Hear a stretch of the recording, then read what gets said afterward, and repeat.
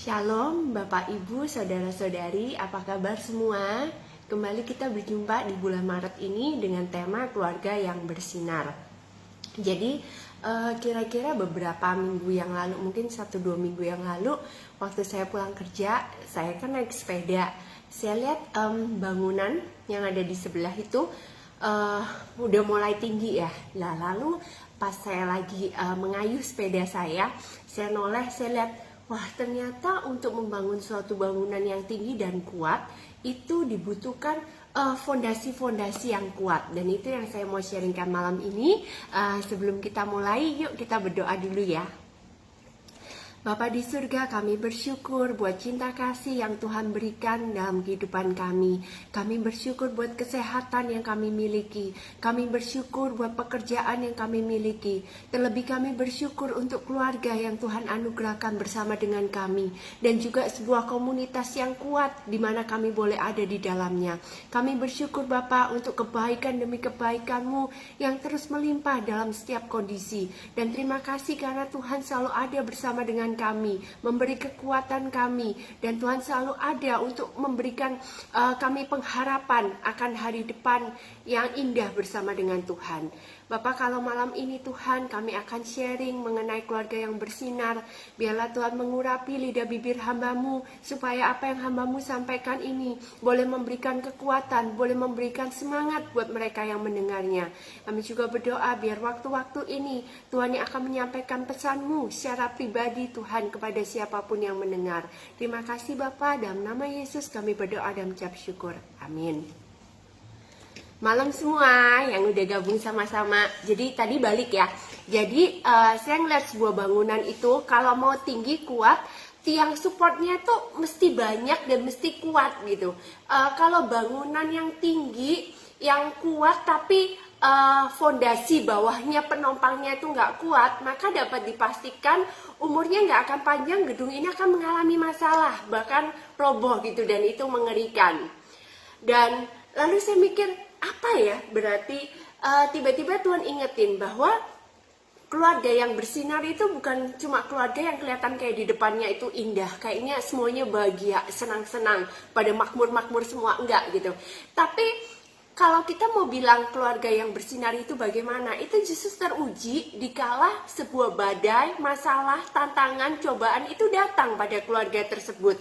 Apakah keluarga ini akan bisa melewati itu dan tetap kuat dan akhirnya dia bersinar, ataukah dia akan ambruk, dia akan roboh kalau dihantam dengan badai? Itu yang Tuhan ingatkan gitu waktu saya ngeliat sebuah bangunan ya, sebuah bangunan. Jadi waktu itu saya merenungkan, iya ya benar, kalau kita ngomong keluarga yang bersinar itu bukan kita ngomong sesuatu yang keluarga itu loh terkenal gini, keluarga itu loh makmur banget, keluarga itu loh bahagia banget, enggak. Tapi sebuah keluarga yang mereka itu bisa menyikapi setiap badai, cobaan, tantangan yang datang ke kehidupan mereka, dan apapun yang datang itu nggak menghancurkan mereka, tapi justru membuat mereka semakin kuat. Dan respon yang mereka buat itulah yang akan membuat keluarga itu nantinya bersinar, menjadi terang, menjadi teladan dimanapun mereka berada. Salam semua yang baru nyapa juga ya. Terus jadi kira-kira apa sih yang harus kita lakukan untuk membuat keluarga yang kuat, keluarga yang bisa bersinar? Saya mau share dari Matius 7 ayat 24-27. Ini semua udah pernah dengar ya. Jadi 2 macam dasar saya akan bacakan dari ayatnya. Matius 7 ayat yang ke-24-27, 2 macam dasar. Setiap orang yang mendengar perkataanku ini dan melakukannya, ia sama dengan orang yang bijaksana yang mendirikan rumahnya di atas batu. Kemudian turunlah hujan dan datanglah banjir, lalu angin melanda rumah itu. Tetapi rumah itu tidak rubuh sebab didirikan di atas batu. Tetapi setiap orang yang mendengar perkataanku ini dan tidak melakukannya, ia sama dengan orang yang bodoh, yang mendirikan rumahnya di atas pasir. Kemudian turunlah hujan dan datanglah banjir, lalu angin melanda rumah itu, sehingga rubuhlah rumah itu dan hebatlah kerusakannya. Jadi di sini kita ngerti ya, ada 2 macam dasar gitu. Dalam kita membangun keluarga kita pun ada 2 macam dasar. Apakah kita akan bangun di atas batu, sehingga pada saat ada angin, ada badai, ada banjir, rumah itu akan kuat, Ataukah kita ceroboh gitu, kita nggak ngerti pentingnya fondasi yang kuat, lalu kita membangun keluarga kita di atas pasir ya. Akhirnya waktu badai itu datang, hujan itu datang, angin itu datang, rubuh dan kerusakannya hebat gitu. Nah, kuncinya apa sih? Ternyata kita ini harus mendengarkan perkataan Tuhan dan melakukannya, supaya akhirnya kita meletakkan keluarga kita pada dasar yang benar, pada batu. Dan kita tahu batu penjuru kita yaitu Tuhan Yesus sendiri ya. Nah, firman Tuhan itu seharusnya menjadi fondasi dalam keluarga kita. Saya kok waktu lagi nyiapin ini ya, saya tuh diingatkan tentang bentuk segitiga gitu. Dan bentuk segitiga itu yang biasanya kalau dalam keluarga kan kita tahu kalau segitiga ini satu suami, satunya istri, tengahnya Tuhan. Tapi waktu saya nyampein ini saya juga kepikir bahwa konsep segitiga itu juga sama kayak Allah Tritunggal gitu. Ada Allah Bapa, ada Allah Roh Kudus, ada Allah Anak ya, Tuhan Yesus sendiri. Dan dari situ saya mau nyampein gitu 3 fondasi gitu yang harus kita miliki supaya keluarga kita tuh kuat dan bersinar. Yang pertama itu kita lihat di atas ini kan Allah Bapa. Allah Bapa itu lambang apa sih? Kasih gitu. Saya ingat beberapa saat yang lalu Kak Eni udah pernah nyampein juga ya tentang kasih ya. Nah, yang Allah Bapa itu kasih. Kita itu nggak akan bisa mengasihi orang lain tanpa kasih Tuhan.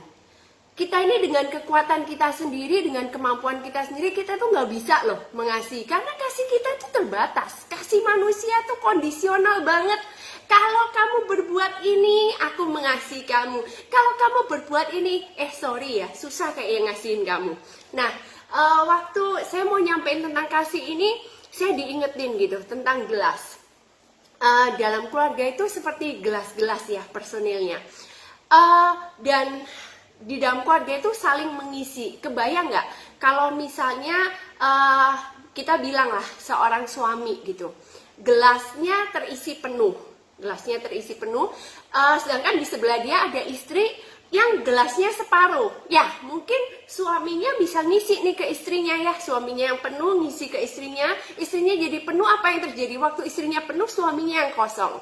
Lalu apa yang terjadi waktu gelasnya sama-sama kosong? Gak ada yang bisa saling isi, cuma bisanya saling minta, kamu isi aku dong, lah tapi sama-sama kosong, apa yang mau diisi?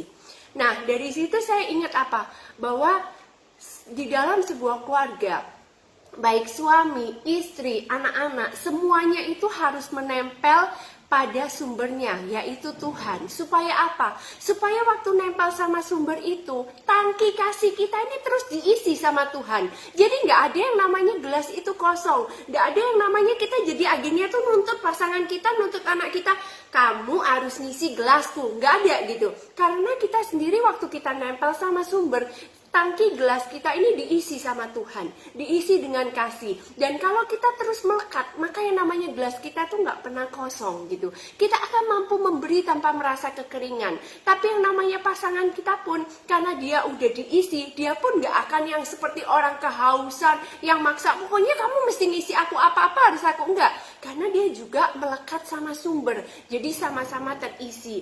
Jadi di situ saya diingetin Bapak Ibu, bahwa kita secara manusia kita nggak bisa mengasihi satu sama lain dengan kasih kita sendiri. Kita butuh kasih Tuhan. Nah, gimana caranya kita supaya bisa saling mengasihi? Kita butuh untuk melekat sama sumber kasih itu sendiri, sehingga yang namanya tangki kasih kita itu nggak akan pernah kosong, sehingga kita akhirnya satu sama lain itu bisa saling mengisi tanpa ada yang kehabisan, saling mengisi tanpa yang ada yang kekeringan. Lalu selain itu tentang kasih yang saya diingatkan juga di 1 Korintus 13 ayat yang keempat sampai 7. 1 Korintus 13 ayat yang keempat sampai 7 saya bacakan ya. Kasih itu sabar, kasih itu murah hati, ia tidak cemburu, ia tidak memegahkan diri dan tidak sombong, ia tidak melakukan yang tidak sopan dan tidak mencari keuntungan diri sendiri, ia tidak memarah dan tidak menyimpan kesalahan orang lain. Ia tidak bersuka cita karena ketidakadilan, tetapi karena kebenaran. Ia menutupi segala sesuatu, percaya segala sesuatu, mengharapkan segala sesuatu, sabar menanggung segala sesuatu. Di 1 Korintus 13 ayat 4-7 kita ngerti gitu sifat-sifat kasih itu murah hati, sabar, tidak cemburu. Nah, Salah satu kebaikan dari kita bergaul intim, bergaul karib dengan sumber yang adalah Allah itu sendiri. Saya percaya waktu ada kedekatan, waktu ada keintiman, itu akan ada pertukaran. Intinya bukan pertukaran Allah jadi sifat-sifat kita, tapi sifat-sifat Allah itu menjadi sifat kita gitu. Sifat kasih itu akan masuk di dalam hidup kita. Kita akan tanpa sadar kita itu menjadi serupa. Bukankah itu tujuan kita? Kita serupa dengan Allah Bapa itu sendiri, sumber kasih. Kita akan jadi orang yang sabar, kita jadi orang yang murah hati, tidak cemburu, tidak sombong, dan banyak lain sebagainya. Jadi hari ini saya mau ingetin lagi, ayo kita cek apakah kasih kita kepada Allah itu sudah 100%. Apakah kita itu sudah nempel sama Allah kita itu 100%. Kita benar-benar pokoknya nempel terus sama sumber. Saya percaya waktu kita nempel sumber, kita nggak akan kekurangan kasih. Dan bukan hanya tidak kekurangan kasih, tapi sifat-sifat kasih dari Allah itu akan tertransfer kepada hidup kita. Sehingga kita tanpa sadar, kita akhirnya mampu. Kita yang mungkin dulu orangnya nggak sabaran, jadi bisa sabar. Ke anak bisa sabar, ke pasangan bisa sabar. Kita bisa murah hati, kita bisa, menutupi segala sesuatu, percaya segala sesuatu, dan banyak dari sifat kasih yang luar biasa yang bisa kita miliki waktu kita nempel sama sumber.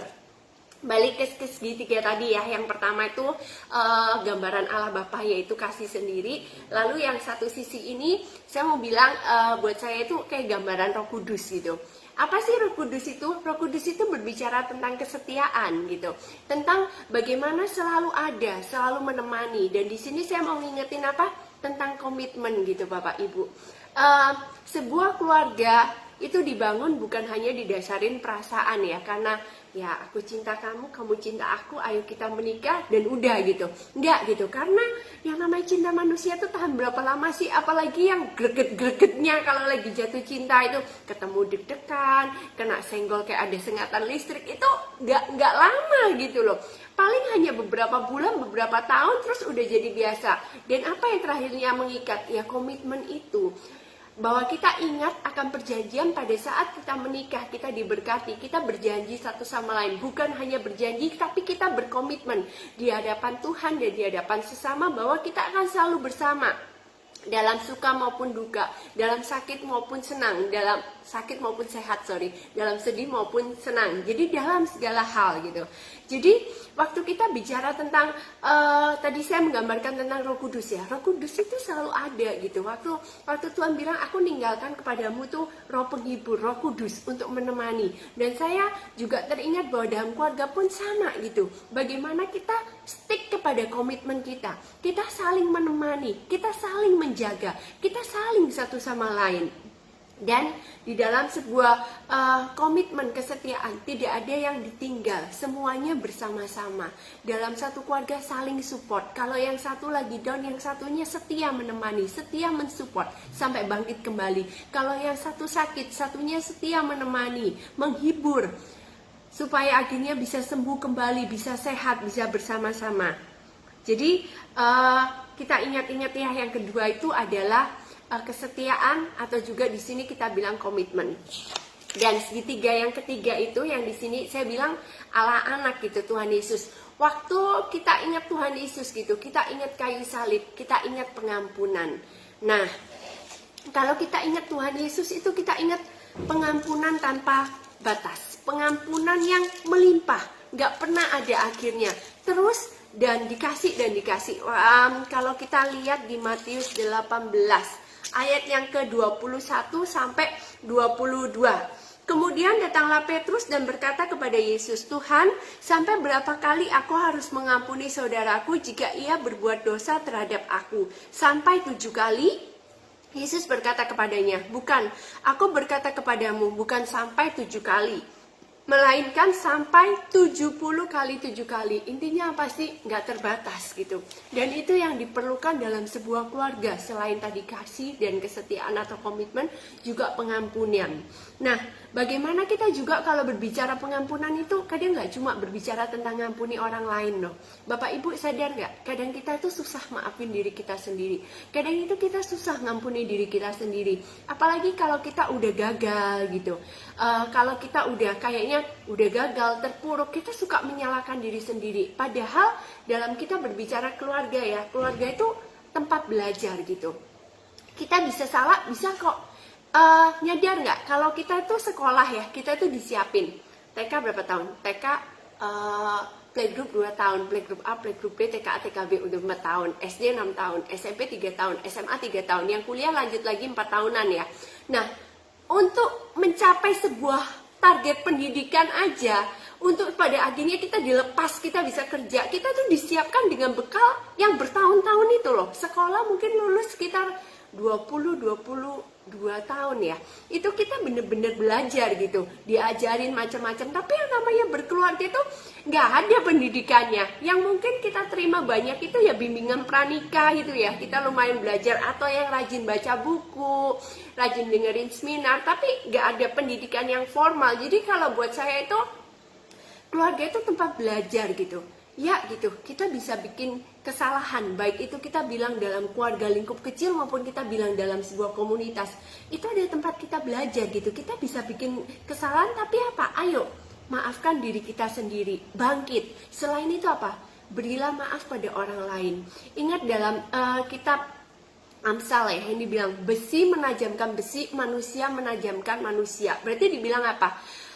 Manusia tuh pada hakikatnya akan saling najemin, saling gesek satu sama lain, tapi untuk tujuan yang baik gitu. Saya percaya Tuhan itu melakukan sesuatu dalam kehidupan kita tuh nggak ada kok yang karena pengen hukum kita, pengen kita celaka, tapi semuanya untuk kebaikan kita gitu. Maka itu besi menajamkan besi, manusia menajamkan manusia. Kita terus digesek sampai akhirnya kita benar-benar jadi seperti apa yang Tuhan mau gitu.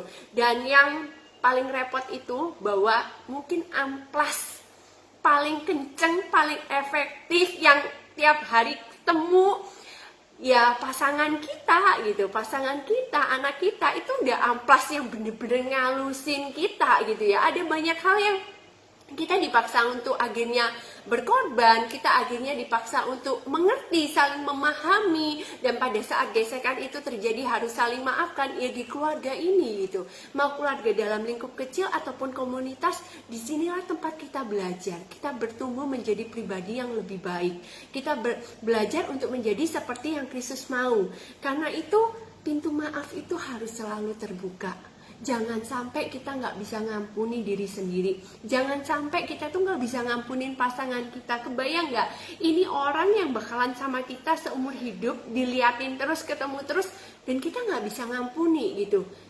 Maka jadinya mau apa gitu? Nah, saya ingat Bapak Ibu, kejadian saya sendiri ya. Ada orang yang cukup deket sama saya. Itu saya nyadarnya dari gini, kok saya itu sering ya tanpa sadar refleks kalau pas dia ngomong atau dia nanya sesuatu tuh jawaban saya tuh jutek judes gitu loh. Maksudnya ya sebenarnya dia nanya itu biasa aja sih, nggak ada maksud apa-apa, baik-baik, tapi nggak tahu kenapa entah bawaannya itu saya kalau jawab dia tuh refleksnya tuh judes banget, jutek banget gitu loh. Kayak orang nggak niat jawab, atau orang kayaknya tuh sengaja jawab nggak enak gitu tanpa saya sadari gitu. Dan itu terjadi sampai satu hari itu orang ini tuh nyadar gitu. Terus dia nanya sama saya, kenapa sih saya kok kayaknya sama dia kok nggak enak gitu, kayaknya kok jutek, kok judes gitu, kenapa gitu. Terus saya juga mikir ya, iya kenapa ya, itu maksudnya di luar kontrol saya, dan tiba-tiba itu keluar gitu aja gitu. Waktu saya inget-inget, ternyata apa? Itu karena sesuatu yang ada di dalam kita tuh nggak dibereskan gitu. Waktu gesekan itu sering terjadi, kadang nggak ada kata maaf, nggak ada pengampunan yang diberikan. Tanpa sadar itu menorehkan luka di hati kita gitu. Dan tanpa sadar hati kita itu terluka, dan kalau kita nggak hati-hati, hati yang luka dibiarin lama-lama jadi pahit gitu. Sehingga waktu kita ketemu orang itu, di ruang refleks kita loh, orang itu ngomong aja jawaban kita bisa nyelkit gitu. Padahal kadang kita juga nggak maksud gitu, tiba-tiba keluar gitu aja. Dan dari situ saya nyadar ada yang nggak beres gitu. ada yang gak beres di hati saya kepada orang tersebut. Akhirnya kita ngomong berdua, kita komunikasikan, kita ngomong dari hati ke hati apa adanya. Saya merasakan dia itu begini, dan akhirnya orang tersebut jelasin ke saya bahwa ternyata dia harus bersikap gini-gini itu ada alasannya. Dari komunikasi yang terbuka itu akhirnya kita belajar lebih ngerti satu sama lain, kita saling minta maaf, kita melepaskan pengampunan, dan akhirnya jadinya baik gitu, bisa melanjutkan komunikasi dengan baik. Bapak Ibu, di dalam keluarga, di dalam komunitas akan terjadi banyak sekali gesekan. Karena itu kita perlu apa? Kita perlu kasih. Untuk kita mampu mengasihi orang lain tanpa syarat. Kita bisa mengasihi orang itu meskipun orang itu berbuat gini-gini. Kita nggak lagi pribadi yang kita nuntut orang itu terus, tapi dengan kasih Tuhan kita akan mampu. Akhirnya itu kita saling memahami dan hubungannya jadi enak. Kedua, komitmen. Bapak Ibu, kita nggak bisa kalau kita nggak enakan dalam komunitas, dalam keluarga, tutup pintu jebret. Aku nggak mau ketemu kamu lagi. Aku nggak mau hubungan sama kamu lagi. Aku nggak mau, udah nggak usah ada sangkut pautnya. Nggak bisa gitu. Waktu kita berbicara tentang keluarga, baik itu keluarga dalam hal pernikahan, sebuah keluarga, ataupun kita berbicara dalam sebuah komitmen, itu ada sebuah ikatan. Dan nggak bisa karena kesalahpahaman kita langsung istilahnya tuh tutup pintu di depan orang itu jebles. Tapi ada sebuah komitmen bahwa kita akan berlayar bersama-sama. Kita akan menuju sebuah tujuan bersama-sama. Karena itu apa? Kita harus saling. Mari saling ngerti, saling jaga komitmen. Aku gak akan ninggalin kamu. Kita akan sama-sama, kita akan selesaikan ini supaya kedepannya lebih baik. Dan yang terakhir, pengampunan. Ayo sama-sama miliki hati yang ngampuni. Saya tahu di dalam sebuah keluarga itu ya, gak sama gitu. Sifat kita sama suami beda. Sudah sifatnya beda, digedein dengan cara pandang yang beda, tradisi keluarga yang beda. Terus belum lagi sama anak, nanti sifat karakternya beda gitu. Banyak gitu timbul gesekan. Saya pun sering ya Bapak Ibu ya, dalam maksudnya hidup berkeluarga ini, kalau boleh jujur, saya sering loh. Akhirnya tuh saya datang ke Tuhan, saya nangis, saya cuma bilang sama Tuhan, Tuhan aku minta hikmat gitu. Ada kalanya saya merasa, gimana ya, anak zaman sekarang itu beda banget sama anak zaman saya dulu. Apalagi mungkin zaman Bapak Ibu sama ya, zaman kita itu, kalau orang tua marah atau nadanya naik dikit, kita udah mengkerat, mengecil, diam, nurut, udah gitu. Tapi zaman sekarang anak gak seperti itu. Mereka tuh anak-anak yang kritis. Jadi ketika kita kasih tahu sesuatu, mereka tuh gak langsung kadang, oh ya nurut langsung jawab, ya mami, ya dedi. Itu nggak mesti begitu. Ada kalanya mereka itu protes, atau malah ada kalanya tuh gak terima gitu. Jadi benar-benar Bapak Ibu butuh hikmat gitu. Benar-benar butuh hikmat daripada Tuhan untuk bagaimana kita bisa menjalani keluarga saat ini itu dengan baik, dengan benar, dan akhirnya kita bisa jadi keluarga yang bersinar. Dan karena itu saya rindu malam ini benar-benar kita miliki itu dalam keluarga kita gitu. Kita miliki kasih yang daripada Allah Bapa untuk kita bisa mengasihi satu sama lain, pasangan kita, anak kita, orang-orang dalam komunitas kita, orang-orang dekat kita, itu dengan kasih Bapa. Yang kedua, sebuah komitmen yang kuat, sebuah kesetiaan bahwa kita akan berlayar sama-sama. Kita ini satu tim, bukan jalan sendiri-sendiri. Tapi karena kita ini satu tim, ayo kalau ada masalah diselesaikan, jangan berlarut-larut. Dan kita teruskan supaya kapal itu nggak stop di satu titik, tapi kapal itu bisa terus berjalan, maju dan maju sampai ke tempat tujuan. Dan yang terakhir, jangan lupa pengampunan. Milikilah pengampunan yang tanpa batas, pengampunan yang benar-benar itu melimpah ruah. Dan ini semua kita nggak bisa gitu lakuin dengan kekuatan kita sendiri. Ini semua nggak bisa dari kita. Kita butuh Tuhan. Mintalah pada sumber yang memiliki segalanya dengan tidak terbatas, supaya akhirnya dengan kedekatan kita, dengan lekatnya kita dengan sumber, kita pun menjadi orang yang memiliki kasih yang begitu besar. Kita menjadi orang yang memiliki komitmen, kesetiaan yang begitu kuat. Dan kita menjadi orang yang bisa memberikan pengampunan tanpa batas. Saya teringat di lagu Sentuh Hatiku dibilang, ajarku memberi ya seperti air yang terus mengalir. Biarlah kasih kita pengampunan kita itu terus mengalir setiap saat dalam keluarga kita, dalam komitmen. Dan saya percaya waktu kita bisa memiliki hal-hal tersebut dalam diri kita, dalam keluarga kita, dalam komunitas kita, maka komunitas kita, keluarga kita itu akan bersinar. Kalau kita pribadi-pribadi yang kuat, memiliki hal-hal yang benar, yang dimiliki oleh Tuhan kita sendiri, kasih, komitmen, pengampunan, dan akhirnya dari pribadi-pribadi yang kuat, melahirkan keluarga yang kuat, yang memiliki nilai yang sama, maka kita pun akan memiliki sebuah komunitas yang kuat, di mana orang-orang di dalamnya mempunyai nilai-nilai yang sama, nilai-nilai di mana memang akhirnya itu membuat kita bersinar. Waktu orang melihat, oh iya ya, ternyata bukan cuma karena terkenal karena apanya, kemakmurannya, karena apanya, tapi benar-benar karena kita kaya akan kasih, karena kita kuat akan komitmen, dan karena kita selalu tiada henti memberikan pengampunan. Bapak Ibu, saya nggak tahu kondisi kita masing-masing, tiap pribadi, tiap keluarga, ataupun dalam tiap komunitas yang ada. Tapi saya berdoa, kita tetap kuat, kita tetap terus melangkah, kita tetap bisa jadi terang. Dan akhirnya biarlah terang itu bersinar, menyinari dunia yang gelap ini. Dunia ini membutuhkan bukan hanya perkataan kita, tapi dunia ini membutuhkan suatu tindakan nyata, di mana mereka melihat bahwa di dunia ini masih ada Kristus-Kristus yang nyata. Yuk mari kita tutup dalam doa. Terima kasih Bapa, malam ini Tuhan kami boleh sharing mengenai keluarga yang bersinar. Tuhan, malam ini aku berdoa Tuhan, supaya kami terus jadi pribadi yang melekat sama Engkau. Kami terus menjadi pribadi yang melekat pada sumber itu. Sehingga Tuhan kami boleh menjadi orang-orang yang memiliki kasih yang tanpa batas. Kami boleh meneladani kasih-Mu yang begitu besar. Sehingga kami mampu juga Tuhan untuk menghadirkan kasih-Mu itu di dalam keluarga kami, di dalam komunitas kami. Kami juga mau menjadi Tuhan pribadi-pribadi, keluarga, bahkan komunitas yang memiliki komitmen yang kuat, komitmen yang teguh, yang terus memegang Tuhan, bahwa kami akan selalu bersama-sama dalam apapun kondisinya. Kami akan bisa melewati segala sesuatunya bersama-sama, dan kami tahu dengan kebersamaan itu kami menjadi semakin kuat. Dan kami juga mau Tuhan menjadi pribadi, menjadi keluarga, menjadi komunitas yang terus membuka pintu maaf, yang terus memberikan pengampunan tiada henti, sehingga kami boleh belajar bersama-sama, kami boleh bangkit bersama, dan kami boleh bersinar bersama.